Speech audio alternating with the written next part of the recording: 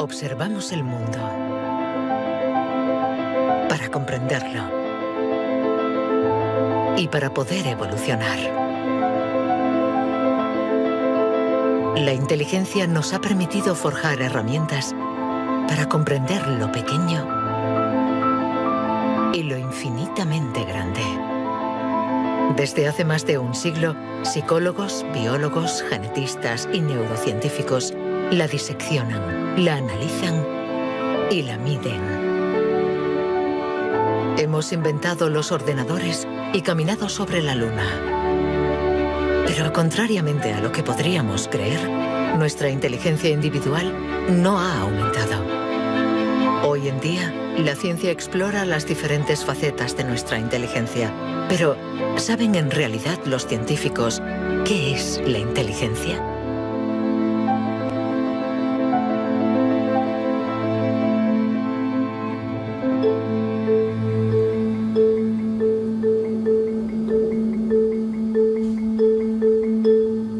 Inteligencia es relacionar,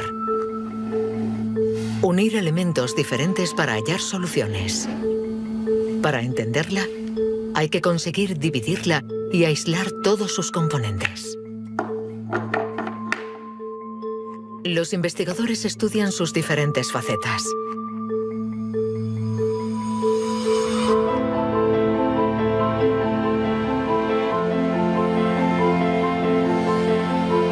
Para medir la inteligencia, una de las primeras propuestas ha sido medir la velocidad a la que reacciona el cerebro. Este es el método que el profesor Ten Yanuis ha utilizado. Él ha comparado nuestro tiempo de reacción con el de nuestros ancestros. Y los resultados de su estudio no nos favorecen.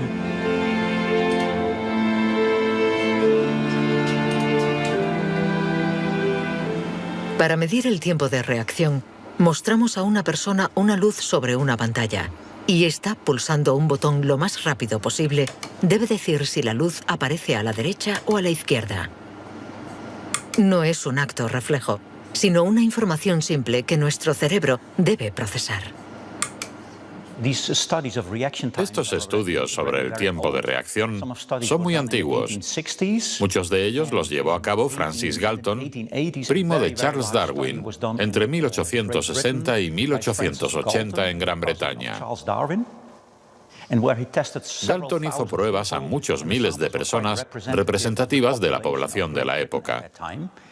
La gente tenía entonces un tiempo de reacción muy rápido. Nosotros hemos buscado estudios comparables que hubieran sido hechos durante los últimos 120 años y hemos encontrado unos 15. Al compararlos, hemos podido comprobar que durante los últimos 150 años la gente se ha hecho cada vez más y más lenta. Para el profesor Ten Yanuis, inteligencia es velocidad. Y nuestro cerebro invierte como media 50 milisegundos más que el de nuestros bisabuelos a la hora de procesar una información simple. 50 milisegundos más puede sonar como un algo ridículamente breve. Pero si pensamos en las miles y miles de decisiones que debemos tomar cada día, y somos un poco más lentos en cada decisión, esto puede tener consecuencias muy, muy importantes.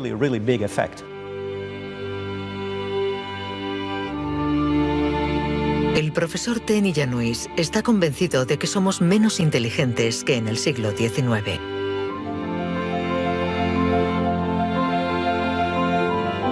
Y la prueba está en la increíble capacidad de invención de este periodo, marcado por una explosión de las innovaciones, de la creatividad, de las ideas. En el siglo XIX hubo muchas innovaciones fantásticas. Hay estudios que muestran que el número de inventos por habitante era 4 veces mayor que hoy en día. El profesor Ten Yanuis piensa que nuestra inteligencia está en declive desde hace por lo menos 150 años. Pero en el siglo XIX, Sir Francis Galton ya pensaba que los ingleses eran bastante menos inteligentes que los griegos de la antigüedad, donde no faltaban las mentes brillantes. Entonces, y los predecesores de los griegos, los hombres prehistóricos. Es extremadamente difícil medir su inteligencia. Sin embargo, en el Instituto Max Planck de Leipzig intentan responder a esta pregunta reconstruyendo el cerebro de nuestros antepasados de la prehistoria.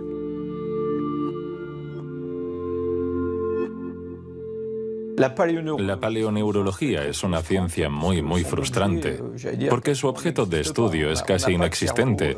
No hay cerebros fósiles. Lo que sí tenemos es la caja que contenía este cerebro.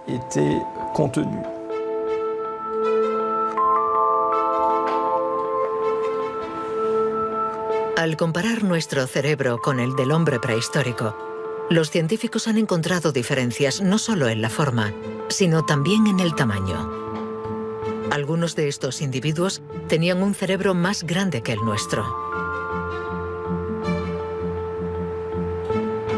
Sabiendo que todo lo que somos, todo lo que pensamos, nuestros recuerdos, la personalidad, las emociones, el lenguaje, todo depende de este órgano, entonces, ¿es que la inteligencia está relacionada con el tamaño?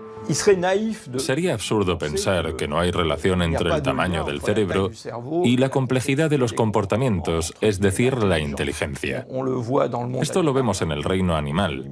Los animales llamados más inteligentes, en particular los cetáceos y algunos tipos de delfines, por ejemplo, tienen cerebros muy grandes, con un gran número de neuronas. Por lo tanto, encontramos en ellos algo que también encontramos en los grandes primates y en el hombre.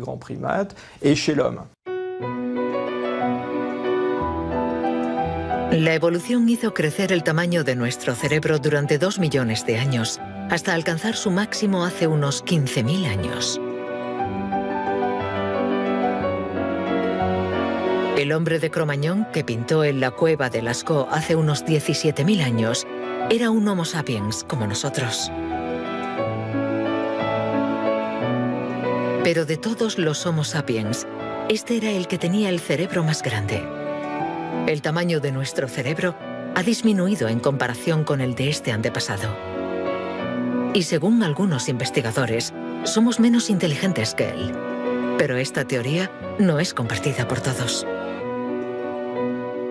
Yo no creo que haya una inteligencia que se pueda medir con una regla y decir que nuestro reciente antepasado era igual o más o menos inteligente.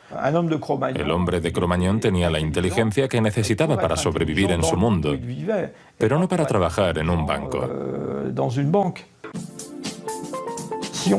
Si viajásemos 25.000 años atrás en nuestra máquina del tiempo para traer al presente al hombre de Cro-Magnon, sin duda se adaptaría al mundo en el que va a tener que vivir.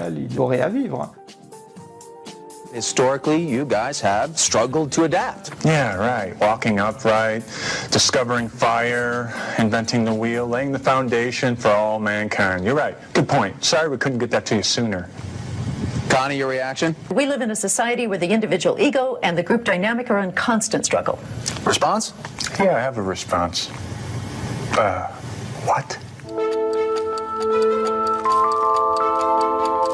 ¿Más inteligente? ¿Menos inteligente? Cuando intentamos medir la inteligencia, todo se complica. Y sin embargo, lo hacemos continuamente. En las universidades del mundo entero se enseña qué es la inteligencia. Y todos nosotros, sin ser especialistas, la medimos cada día. Todos medimos la inteligencia. Si es usted soltero y va a un bar y conoce a alguien, lo más importante después del físico es la inteligencia. Medimos la inteligencia de la gente siempre. Si hablamos sobre un concepto difícil o hacemos algo que desconocen, ¿cuánto tardan en entenderlo? Medir la inteligencia analizando las respuestas. Evaluando la pertinencia de las acciones. Comparando a los individuos. Un método que dio lugar a la única herramienta de la que disponemos para medir la inteligencia. El cociente intelectual, inventado por Alfred Binet a principios del siglo XX. Alfred Binet criticó bastante a los alienistas, los psiquiatras de la época, que hacían diagnósticos para juzgar la discapacidad intelectual, separando en grandes categorías: los idiotas, que tenían el grado más alto de discapacidad, después los imbéciles y luego los tontos. En opinión de Binet, sus juicios eran discutibles, muy difusos y diferentes de un psiquiatra a otro. Él pensaba que eran necesarios unos criterios objetivos y una única herramienta de evaluación basada en criterios científicos. En 1905, el Ministerio de Educación francés pidió a Binet que encontrara la manera de detectar a los niños con dificultades escolares. Él no tenía ninguna teoría sobre la inteligencia, pero observando a sus hijas, pensó que podría hacer una evaluación a partir del razonamiento, la capacidad de comprensión y la memoria. Lo que finalmente intentó hacer fue encontrar para cada grupo de edad los problemas característicos de ese grupo. Por ejemplo, les enseñaba una foto y les preguntaba qué representaba. Señaló que los niños de 3 años enumeraban lo que había en la imagen. Hay un señor, una señora, un banco, un árbol. Los de 7 u 8 años describían la imagen. Hay un señor y una señora sentados en un banco. Y por último, los de 12 años interpretaban la imagen. ¿Están tristes? ¿O bien el señor está enfermo? Y cosas así. Así, Binet desarrolló junto a Théodore Simon el primer test de inteligencia. Había nacido el clásico test de la edad mental. Es la relación entre la edad mental dada por el resultado del test y la edad real de la persona. La cifra se multiplica por 100 para obtener el cociente intelectual. Si un niño de 10 años resuelve las pruebas de uno de 12, será un niño adelantado y tendrá un cociente de 120. La idea era relacionar el rendimiento de un individuo con el de otros individuos comparables, es decir, los que están exactamente en la misma categoría de edad, la misma cultura, etc. Y, obviamente, partiendo de una serie de puntuaciones en la prueba para una edad determinada. El cociente intelectual es la posición de un individuo comparado con el rendimiento de otros que son como él o ella, es decir, de la misma edad. Le damos al cociente intelectual un poder exagerado, porque pretende medir una cualidad tan particular como la inteligencia. Es difícil resistirse a la tentación de medirse, de compararse. Lo que sí es un poco ridículo es lo que nos encontramos actualmente en Internet, como las páginas web que calculan nuestro cociente intelectual. La gente hace el test, se encuentra con una cifra y la interpreta. Y si, por ejemplo, esta cifra no es buena, pensamos que no somos inteligentes. Es absolutamente catastrófico. El 2. Es ridículo pensar que una cifra defina a una persona. El 4. El 3. Solo un psicólogo hará un test fiable del cociente intelectual. El 2. Ya que debemos saber cómo interpretarlo en relación con el pasado del individuo, su presente El 2 y el 3. y su personalidad. Este cociente mide la inteligencia. Compara a las personas. Pero ¿nos permite saber si nuestra inteligencia ha evolucionado desde que Binet lo inventó hace más de un siglo? ¿Obtenemos mejores resultados en el test hoy? En Nueva Zelanda es donde por primera vez han respondido a esta pregunta. Allí, James Flynn ha hecho un descubrimiento sorprendente que los científicos de todo el mundo han bautizado como el efecto Flynn. El efecto Flynn supone el descubrimiento de que todas las naciones que entraron en la era industrial han obtenido mejoras considerables en los tests de cociente intelectual. He revisado toda la variedad de estas pruebas en 40 países, como en Francia, Holanda o Noruega, donde los jóvenes habían sido llamados al servicio militar. Se les ha dado cada año exactamente el mismo test, y las mejoras son muy evidentes. Hace una o dos generaciones, la gente obtenía una media de 30 respuestas sobre 60. Hoy obtienen 45. Después de evaluar decenas y decenas de estudios, James Flynn ha mostrado que desde hace más de 60 años obtenemos mejores resultados en estos test. ¿Quiere esto decir que ahora somos más inteligentes que nuestros abuelos? Un cambio en el cociente intelectual no significa necesariamente un cambio en la inteligencia. Pongamos un ejemplo. Una persona hace hoy el test por primera vez. Si hace el mismo test al día siguiente, existe un efecto de aprendizaje. Su puntuación va a ser más alta, pero no quiere decir que se haya hecho más inteligente. Solo significa que se ha familiarizado con el test. El aumento del cociente intelectual se debe en gran medida al entorno, mejor alimentación y mejor educación. Nuestro cociente aumentaría de 2 a 3 puntos por cada año de escuela, y los años de escolarización han pasado de una media de 6 a principios del siglo XX a los 11 años de hoy en los países industrializados. Todos estos cambios añadidos han incrementado los resultados. Cuando realizamos un test hoy, estamos preparados en la medida en que la escolarización y otra serie de factores nos han dado la capacidad de aplicar nuestra lógica de forma abstracta. Es decir, que podemos ver una serie de números y acertar el siguiente.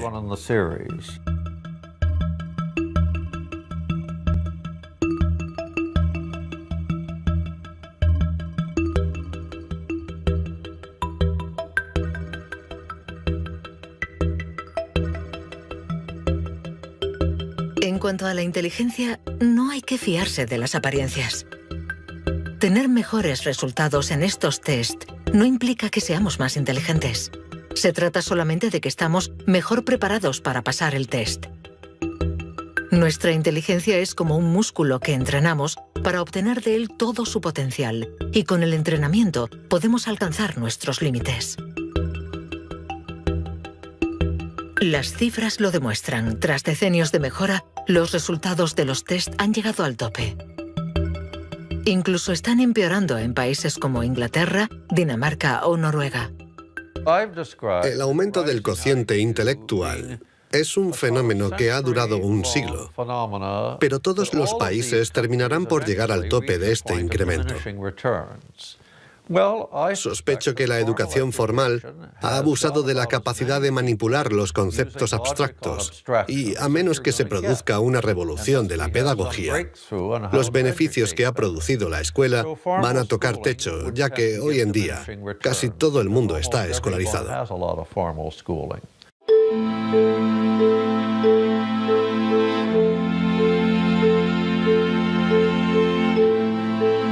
Un cociente estancado. Cerebros cada vez más lentos y más pequeños. ¿Dónde está nuestra inteligencia? Las primeras herramientas para medir la inteligencia se inventaron hace más de un siglo.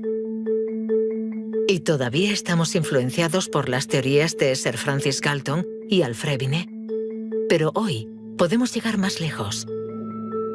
En lugar de medir lo que la inteligencia produce, pongamos nuestra atención en el órgano que produce la inteligencia.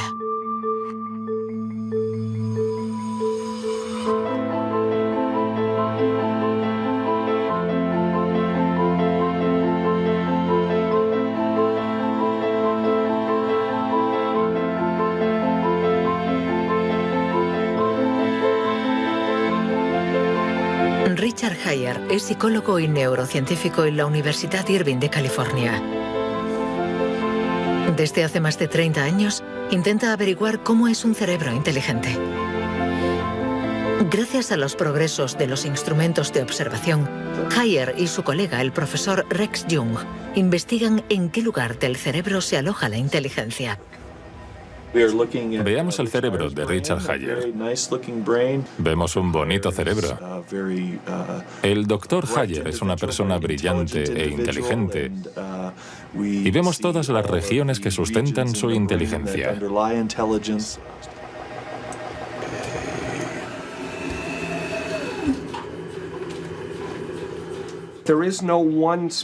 No existe ninguna zona en el cerebro a la que podamos llamar centro de inteligencia. Se pensaba que había un centro de inteligencia en la parte frontal, pero las investigaciones han demostrado que cuando resolvemos problemas de inteligencia en el interior de un escáner, la comunicación bidireccional entre la parte frontal y la parte posterior es muy importante mientras efectuamos la operación. El profesor Hayer es uno de los pioneros en la utilización de modernas técnicas de neuroimagen. Su primer estudio data de 1988. Hasta entonces, nadie había utilizado estas herramientas para investigar la inteligencia. Hemos encontrado áreas del cerebro que se activan cuando hacemos un test de inteligencia. Pero lo más sorprendente ha sido que cuanto más activas estaban estas áreas, menos buenos eran los resultados de dichas pruebas. Esto es lo contrario de lo que esperábamos. En el mundo de la ciencia, encontrar un resultado opuesto a lo esperado es realmente interesante.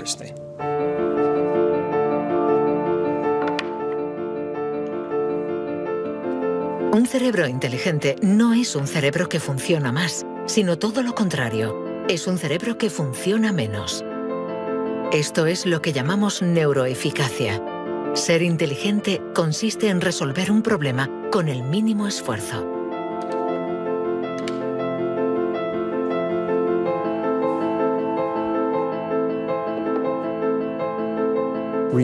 Si recordamos la primera vez que condujimos un coche, el primer día en un gran aparcamiento vacío, con alguien sentado a nuestro lado, girando el volante y pensando, ahora tengo que frenar.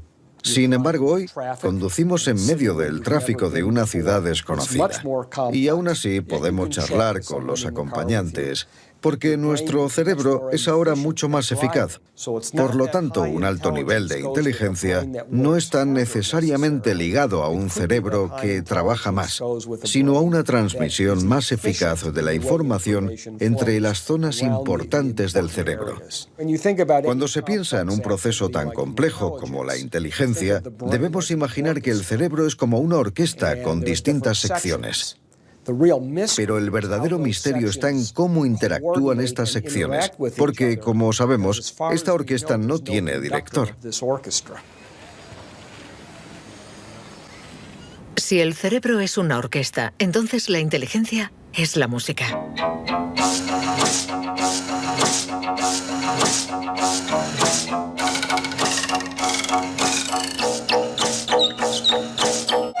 Cuando empezamos a interpretar la partitura, nunca sabemos cómo van a tocar juntos los músicos.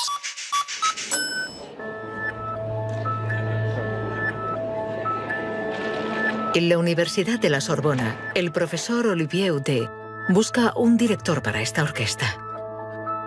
Para encontrarlo, mide la actividad eléctrica del cerebro mientras los niños resuelven problemas. Lo que le interesa es lo que él mismo llama bugs de inteligencia. Mostramos a un niño una imagen con 1, 2, 3, 4, 5 babars separados y 5 babars juntos. Y le preguntamos si hay el mismo número de babars en la parte de arriba y en la de abajo. Hasta los 7 u 8 años, todos los niños del mundo responderían, hay más arriba, porque la imagen es más larga. El cerebro de los niños es fácil de engañar por la inteligencia visioespacial, según la cual longitud es igual a número. Esto significa que tenemos caminos neuronales distintos para resolver una misma tarea.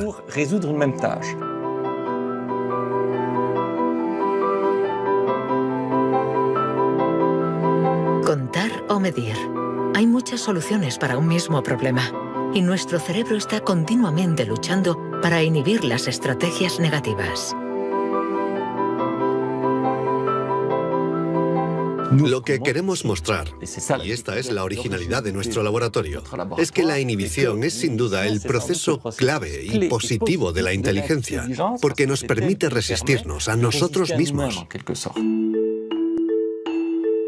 Resistirnos a nosotros mismos es aprender a controlar las interferencias que perturban a nuestra inteligencia. El test de Stroop es uno de los métodos de observación de estas interferencias. Consiste en decir el color de una palabra sin leerla.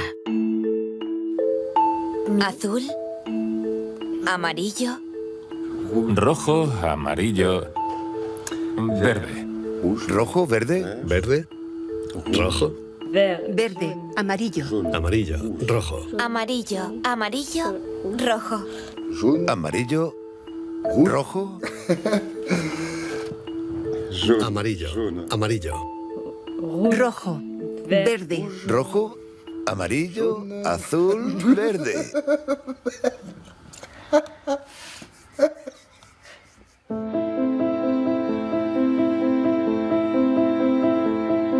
Para resolver un problema usamos diferentes regiones del cerebro unidas entre sí, pero que a veces entran en competencia. Pero ¿cómo se comunican las diferentes regiones?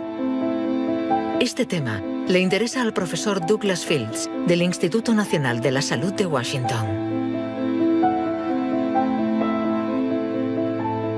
El cerebro está hecho de dos clases de tejidos, materia blanca y materia gris.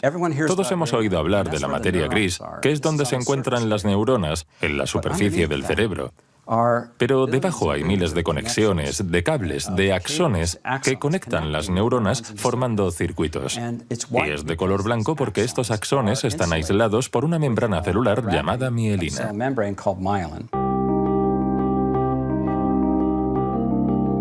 La mielina envuelve los axones y permite que la información circule de forma rápida y eficaz en el cerebro.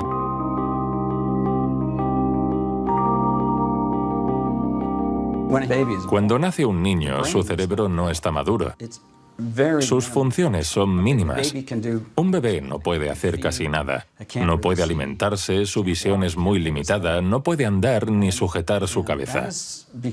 Esto se debe a que nuestro cerebro está siendo permanentemente moldeado por el entorno. Y una de las cosas más interesantes respecto a la mielina es que se forma después de nacer. La mielina es esencial para que la información circule de forma eficaz por el cerebro. Es esencial para nuestra inteligencia. Pero en la actualidad, la formación de la mielina está alterada. Barbara Demnex, endocrinóloga del Museo de Historia Natural de París, estudia cómo nuestra inteligencia está amenazada por uno de los azotes del siglo XXI. La contaminación. En cualquier parte del mundo donde vivas, estarás expuesto a ciertas sustancias químicas que interfieren en el funcionamiento de la hormona tiroidea. Esta es la hormona producida por la glándula tiroides que está en la base del cuello. Es necesaria para el desarrollo del cerebro desde las primeras etapas del feto hasta una edad más avanzada como la mía, para asegurar el mantenimiento de las funciones mentales, incluida la mielinización. La Autoridad Europea de Seguridad Alimentaria ha analizado 297 pesticidas. Entre ellos, más de 100 afectan al funcionamiento de la hormona tiroidea, como el bisfenol A, el PCB y los productos ignífugos. Productos químicos con los que estamos en contacto a diario. El equipo de Barbara Demnex ha demostrado que estos productos bloquean los receptores específicos de la hormona tiroidea de cada una de las células cerebrales y los efectos son considerables. Hay una evidencia sólida. Los científicos hemos observado los niveles de exposición en las madres. Se han comparado diferentes niveles de exposición y hemos visto que los niveles más elevados estaban asociados a una pérdida de 5 a 6 puntos de cociente intelectual en sus hijos. Cierto es que la mayoría de nosotros no percibimos la diferencia, pero es evidente que 5 puntos menos de cociente intelectual pueden suponer una gran diferencia en cuanto al éxito escolar o al éxito en la vida. Y saberlo puede ser muy preocupante para los padres.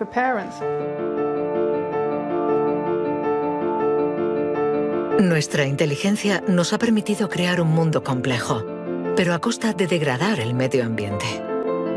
Y podríamos estar pagando el precio si esta degradación afecta a nuestro cerebro, actuando, por ejemplo, sobre la mielina. Pero si este fenómeno se confirma, ¿qué haremos? Durante más de un siglo, hemos pensado que los procesos mentales se debían solo a la actividad eléctrica de las neuronas. Pero hoy, los neurólogos han comenzado a explorar nuevos campos. Tan solo el 15% de las células del cerebro son neuronas. El resto, el 85%, no se comunican mediante impulsos eléctricos. Las llamamos glía. Nuevos métodos nos han permitido ver, para nuestra sorpresa, que las células gliales se comunican entre ellas y con las neuronas sin electricidad. Esto es un punto de partida fascinante, porque supone un cambio fundamental de conceptos respecto al funcionamiento del cerebro a nivel celular. Células gliales. Células mucho más numerosas que las neuronas y que forman su entorno. Algunas fabrican la mielina. Otras alimentan a las neuronas y las protegen. Estas se denominan astrocitos. Y un descubrimiento inesperado indica que los astrocitos juegan un papel en la inteligencia. Todo comenzó con un genio. En abril de 1955, en el Hospital Princeton de New Jersey, el patólogo Thomas Harvey dirigió la autopsia de Albert Einstein. El 18 de abril, a las 8 de la mañana, decidió robar el cerebro del hombre considerado como la encarnación del genio. Pretendía examinar este preciado órgano para encontrar el secreto de la inteligencia. Después de esconderlo en su casa durante 27 años, autorizó a otros científicos a examinarlo. Estos descubrieron en el cerebro de Einstein lo que podría ser el secreto de su inteligencia. El cerebro de Albert Einstein fue examinado para ver qué era lo que lo hacía más inteligente, y no pudieron encontrar ninguna diferencia en el número de neuronas ni en el tamaño. No había nada, excepto que su cerebro tenía más astrocitos. Esto llamó la atención de mucha gente sobre el papel de los astrocitos en la inteligencia. Los astrocitos. Células gliales identificadas hace más de un siglo.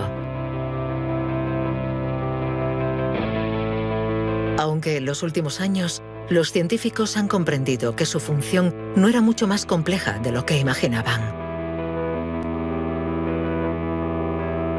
Los astrocitos sirven para muchas cosas. Controlan la sinapsis, controlan el flujo sanguíneo en el cerebro, alimentan a las neuronas, reaccionan a las heridas.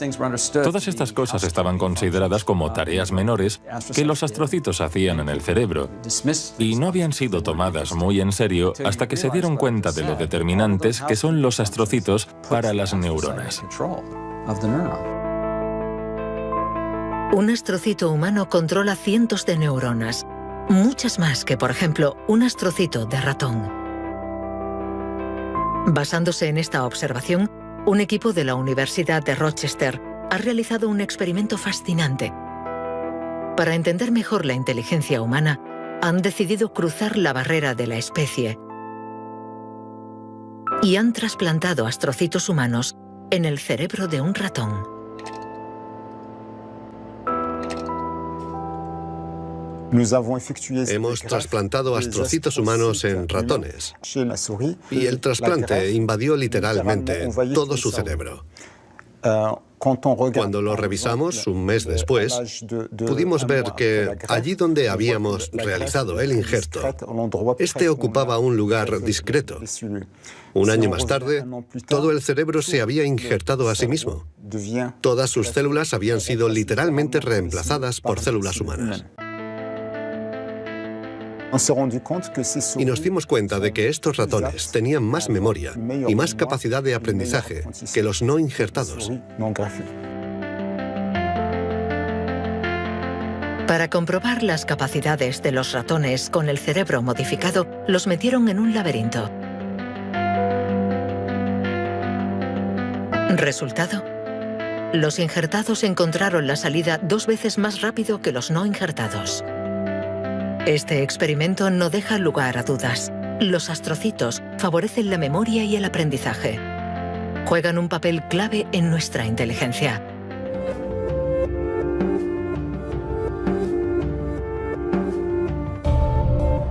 La inteligencia se refleja en el funcionamiento del cerebro. Pero ¿cómo se explica la diferencia entre las inteligencias de nuestros colegas, amigos o padres? ¿Es que tienen más materia blanca, menos astrocitos o sus neuronas son más rápidas? El origen de nuestras capacidades se encuentra en parte en nuestros genes. Robert Plomin estudia la genética del comportamiento. En sus investigaciones ha visto crecer a miles de niños y gracias a ello espera poder encontrar los genes que influyen en la inteligencia.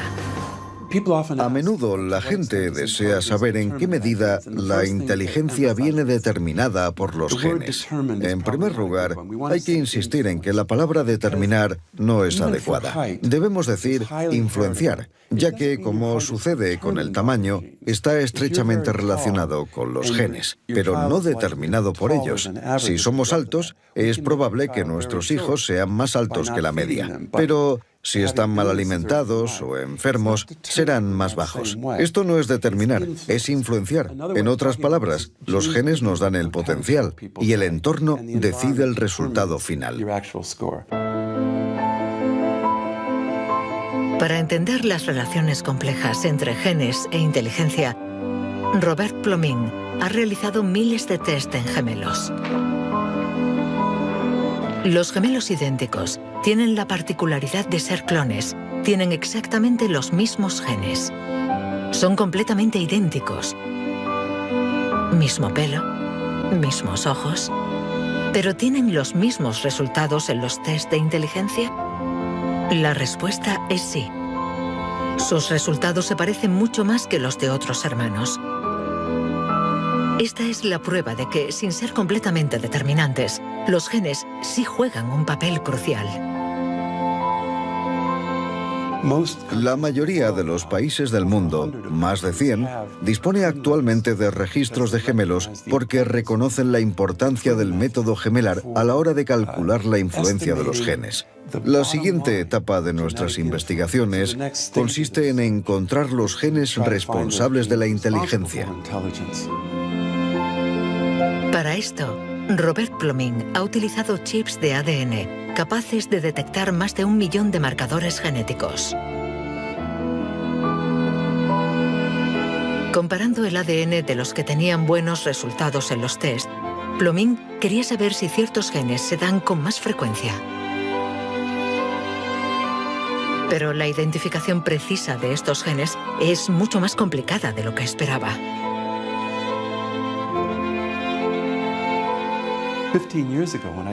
Hace 15 años, cuando comencé a buscar los genes de la inteligencia, nadie imaginaba que sería una tarea tan difícil. Pudimos identificar más de 300 genes que influyen sobre la inteligencia. El problema era que habíamos estudiado solo el 1%.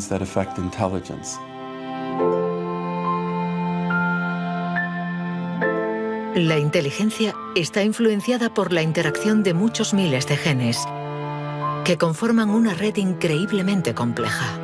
Además, producen efectos distintos en función de la región del cerebro donde actúen. Antes pensábamos que el cerebro funcionaba por áreas. Esta área controla el lenguaje, esta hace otra cosa. El cuerpo calloso comunica los hemisferios. Hoy nos hemos dado cuenta de que esto era ficción y que el cerebro actúa de forma más global. Desde un punto de vista genético, se ve más claro todavía, ya que la mayoría de los genes que actúan sobre el cerebro actúan sobre muchas regiones del cerebro. Paso a paso vamos entendiendo nuestra inteligencia. Los científicos afinan las herramientas para medirla, pero la cuestión es cómo las vamos a utilizar.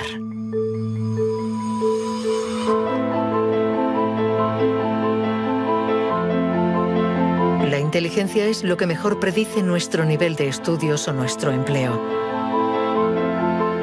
Por lo tanto, hablar de la inteligencia es delicado, ya que tendemos a valorar, clasificar y jerarquizar, con el riesgo a equivocarnos que conlleva. El error de razonamiento está en considerar que la inteligencia puede ser esencialmente hereditaria. Y esto nos ha llevado a divagaciones, en mi opinión, total y absolutamente ridículas. Por ejemplo, en 1924, creo, se votó en Estados Unidos una ley que restringía la inmigración mediante cupos, porque en los test daban resultados menos buenos. Y se suponía que los inmigrantes eran hereditariamente menos inteligentes. Se limitó, pues, su entrada al país para evitar un descenso en la media.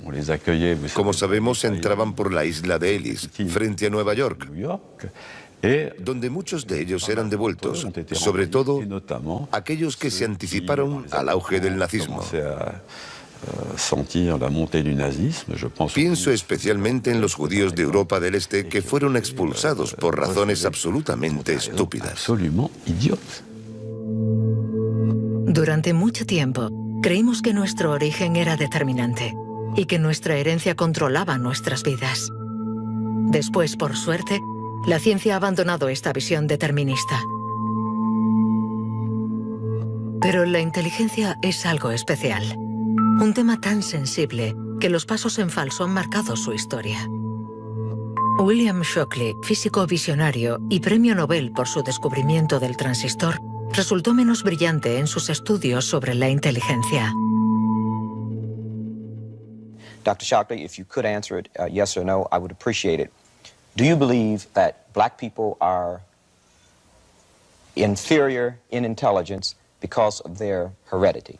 What I say is this. My research leads me, and it's a tragic conclusion, really, my research leads me inescapably to the opinion that the major cause of the American Negro's intellectual and social deficits is hereditary and racially genetic in origin, and thus not remediable to a major degree by practical improvements in environment. Then what do you see as the solution to the problem?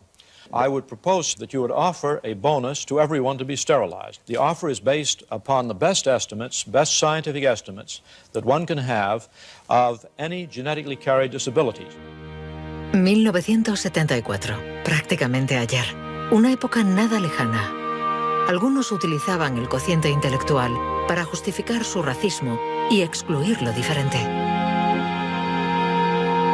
Joseph Skobanek sufre el síndrome de Asperger, una forma de autismo compatible con un cociente elevado.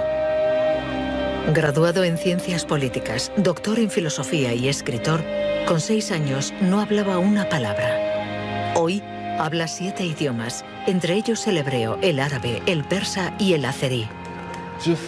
Yo formaba parte de esos niños cuyo destino era la basura. Durante mucho tiempo nos dijeron que las personas autistas eran deficientes intelectuales. Autismo llegó a ser casi sinónimo de discapacidad intelectual. Sin embargo, hoy sabemos que esto no es así.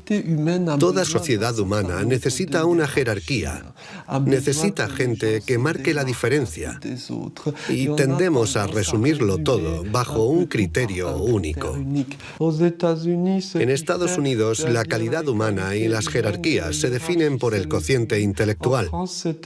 En Francia puede ser cualquier concurso administrativo.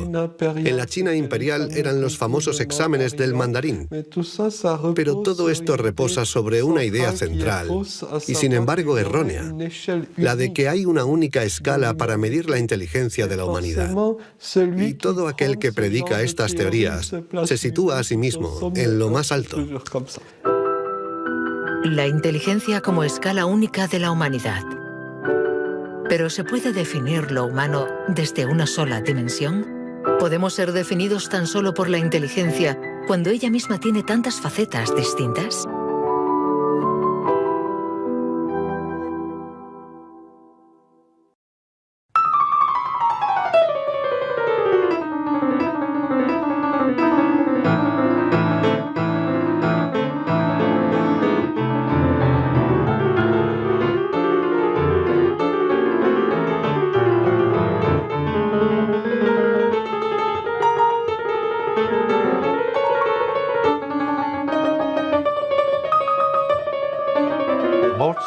Nos han dicho siempre que Mozart podía tener en la mente una sinfonía entera.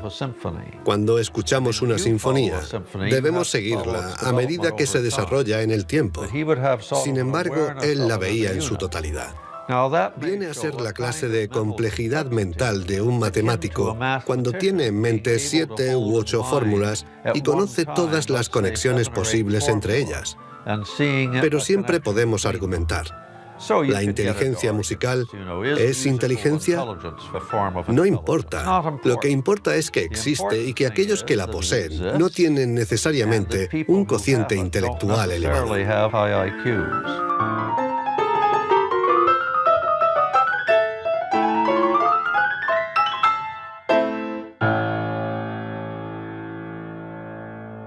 Siempre ha existido una reticencia a considerar que existen formas distintas de inteligencia y una cierta tendencia a querer determinar un cociente intelectual general. Una única escala de inteligencia donde podemos situarnos por encima o por debajo. Pero la realidad lo contradice. Existen numerosas formas de inteligencia y podemos tener un nivel muy alto en algunas de ellas y un bajo nivel en otras.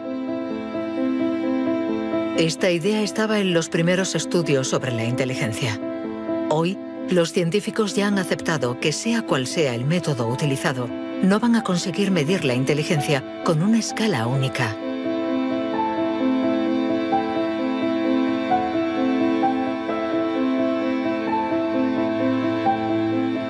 En la Universidad de Nuevo México, el profesor Rex Jung está convencido de que para resolver cualquier tipo de problema usamos distintos tipos de razonamiento. Y lo que llamamos inteligencia no es sino uno más de ellos. Creo que la creatividad es otro modelo de funcionamiento del cerebro y lo que intento averiguar es si es diferente a la inteligencia o similar. ¿Estamos hablando de lo mismo o de algo distinto? Y he llegado a la conclusión de que la creatividad es un proceso de razonamiento básicamente diferente.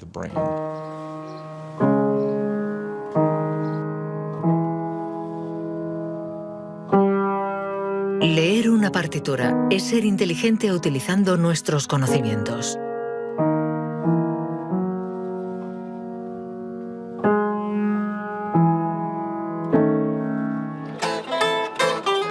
Improvisar es ser inteligente inventando y siendo creativo.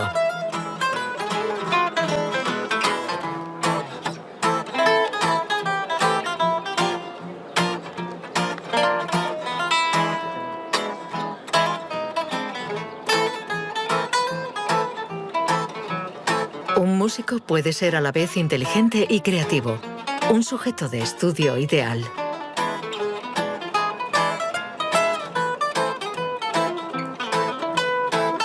El profesor Jung ha estudiado numerosos cerebros para saber cómo pueden coexistir inteligencia y creatividad. Trabajo sobre la hipótesis de que son complementarias y que hay dos redes diferentes en el cerebro que cooperan para permitirnos razonar. Una es un tipo de razonamiento inteligente y la otra un tipo de razonamiento creativo. Y las dos son extremadamente importantes. Estamos muy cerca de comprender cómo funcionan. Nuestra teoría es que la red de la inteligencia se sitúa sobre todo en la superficie del cerebro. Con la creatividad las cosas son diferentes, porque depende principalmente de la llamada red de modo por defecto, situada en el interior del cerebro. Estas dos redes intercambian permanentemente información para que podamos resolver los problemas que nos plantea el mundo en que vivimos.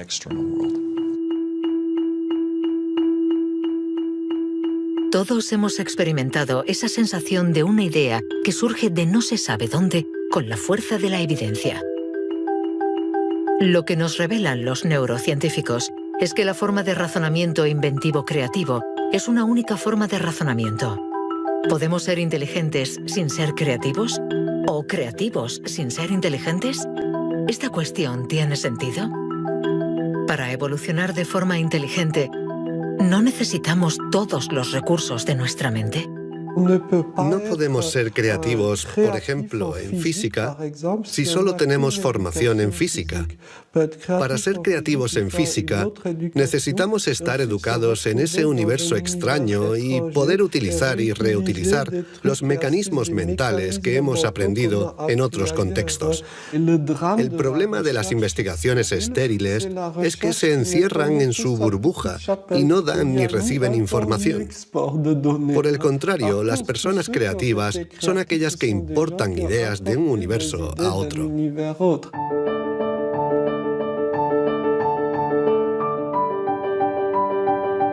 Los hilos se tejen. El cuadro se completa. Los científicos ensamblan poco a poco las diferentes piezas de nuestra inteligencia. Pero el mundo evoluciona y la inteligencia también. El cerebro está en permanente evolución y permite que la inteligencia se adapte a los problemas que debemos resolver, por múltiples y variados que estos sean. Cuando era niño, sabía que yo no funcionaba como los demás y era consciente de ello. Esto me hizo reflexionar y me llevó a imaginar un mundo plural. Un mundo donde no hubiera una única forma de clasificar y de medir, sino muchas. Lo que quiero decir es que la verdadera inteligencia humana no está en pensar de forma plural y saber tener en cuenta distintas formas de entender el mundo y no solo una.